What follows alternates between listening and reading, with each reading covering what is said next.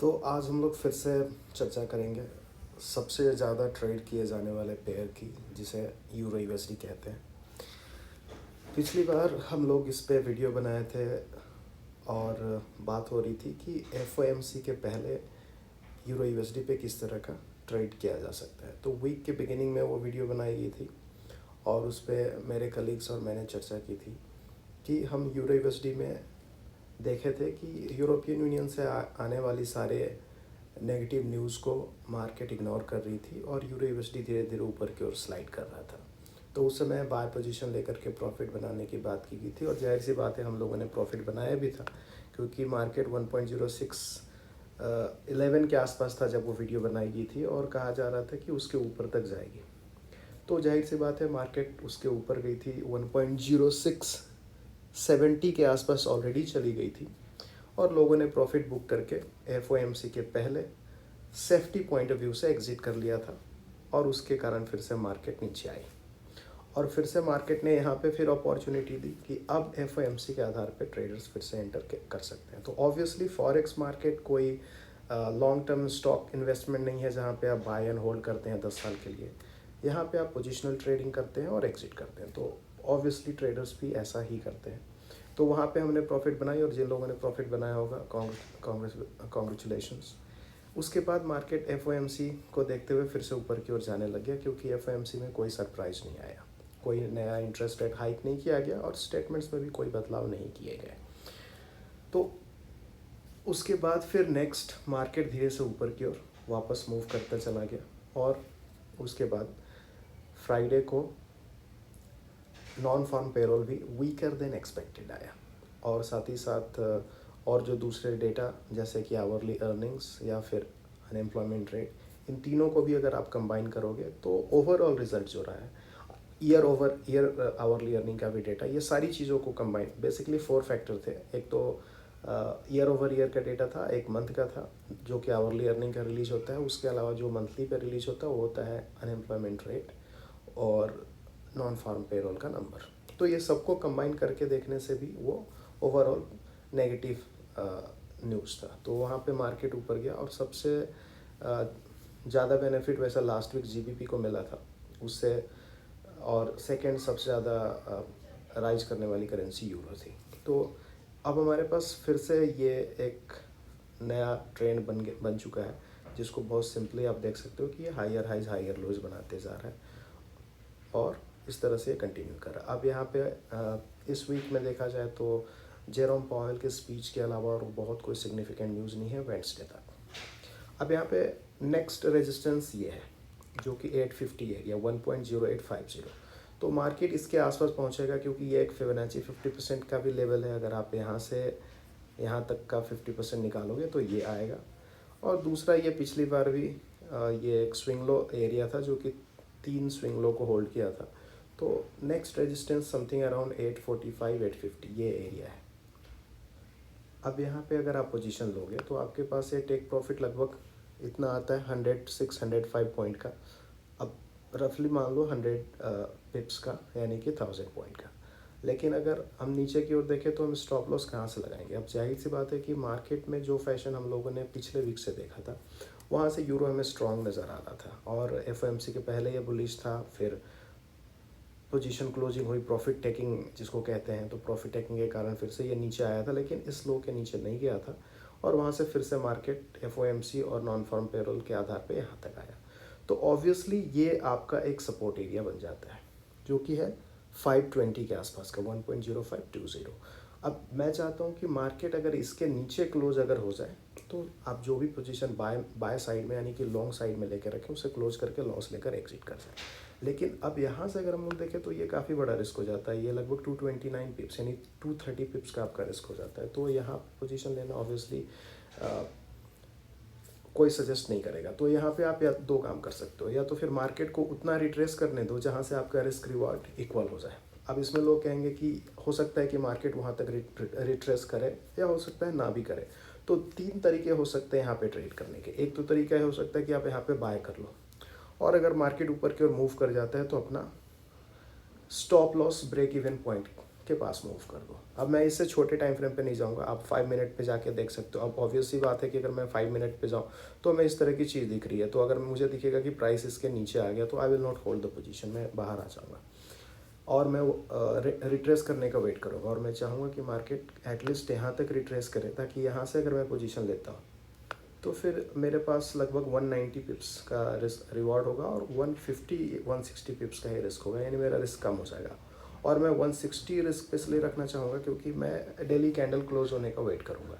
तो हो सकता है कि by the time daily candle close होगा, वो हो सकता है कि थोड़ा नीचे क्लोज हो, मैं यहाँ की बात कर रहा हूँ, उससे 10 पिप या 20 पिप नीचे क्लोज हो, तो मेरा रिस्क बढ़ सकता है 10-20 पिप।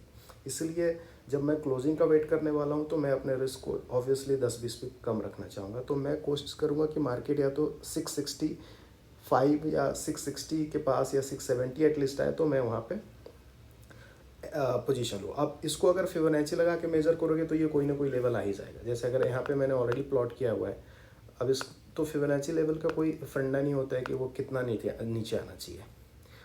कोई कहेगा 38.2 सिग्निफिकेंट होता है, कोई कहेगा 50 सिग्निफिकेंट होता है, कोई कहेगा 61.8 सिग्निफिकेंट होता है, तो कोई कहेगा कि नहीं मार्केट यहाँ पे आने से मैं पोजीशन लूँगा, यहाँ पे लूँगा, यहाँ पे लूँगा। कोई फार्मूला नहीं है यार।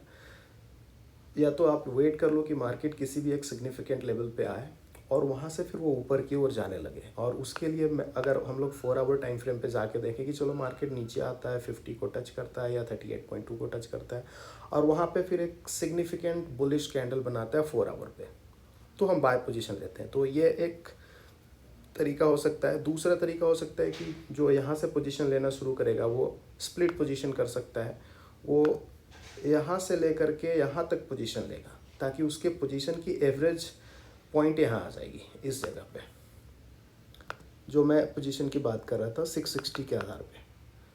तो ये एरिया होता है लगभग, मतलब 38.2 के रिट्रेसमेंट का एरिया होगा 665।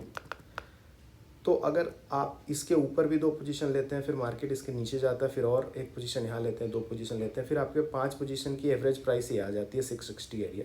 तो फिर एवरेज आपका टेक प्रॉफिट यहाँ से इतना हो जाता है और स्टॉप लॉस इतना हो जाता है, तो ये भी जस्टिफाइड है। तो अब आपके ऊपर डिपेंड करता है आप क्या करना चाहते हो। आप स्प्लिट पोजीशनिंग करना चाहते हो तो यहाँ से पोजीशन ले सकते हो, 4 से 5 पोजीशन की प्लानिंग आप कर सकते हो। लेकिन हो सकता है कि मार्केट इसके नीचे ना जाए तो आपका एवरेज पोजीशन बीच में नहीं आ पाएगा। हो सकता है कि पोजीशन का एवरेज 23.6 लेवल पे आ जाए या उसके भी ऊपर आ जाए, तो इन दैट केस हो सकता है कि आपका रिस्क रिवार्ड बिल्कुल ज़्यादा बराबर ना हो, लेकिन माइनर डिफरेंस होगा, कोई ज़्यादा डिफरेंस नहीं होगा। क्योंकि मैं जिस लेवल की बात कर रहा हूँ वहाँ पे ऑलरेडी मुझे 30 पिप्स ज़्यादा रिवॉर्ड मिल रहा था, 190 वर्सेस 160 था। तो मैंने कहा था कि मैं 10-20 पिप या 20-30 पिप एक्स्ट्रा रखना चाहता हूँ, बिकॉज यहाँ पे प्लान है कि कैंडल अगर नीचे यहाँ पे क्लोज हुआ तो हमें एग्जिट करना है। तो स्प्लिट पोजीशनिंग करके इस तरह से लिया जा सकता है, जहाँ पे आप जितना लॉट साइज प्लान करेंगे उसको स्प्लिट कर लो, या तो फिर वेट कर लो नीचे आएगा, तो फिर छोटे टाइम फ्रेम पे जब कैंडल पैटर्न बना चुका रहेगा फिर आप एंटर करो।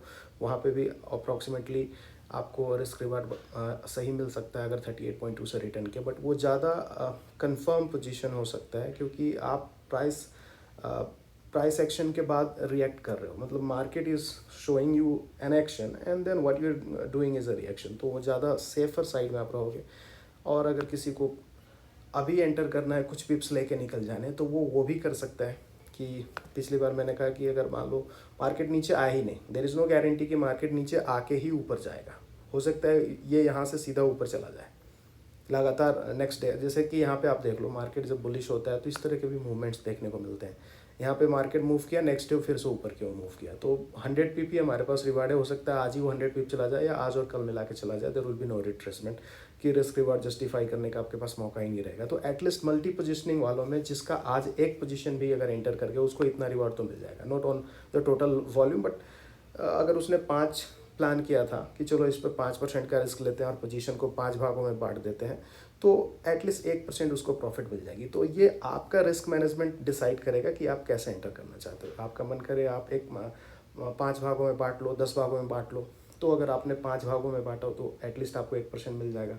अगर आपने इसको 10 भागों में बांटा और आपने 10 स्प्लिट पोजीशन प्लान करे, हर एक पे 0.5% का रिस्क आपने प्लान करा, तो एटलीस्ट अगर ये रिट्रेस नहीं करेगा, यहीं से सीधा टीपी हिट कर जाएगा, तो कम से कम 0.5% आपके अकाउंट में प्रॉफिट आ जाएगी।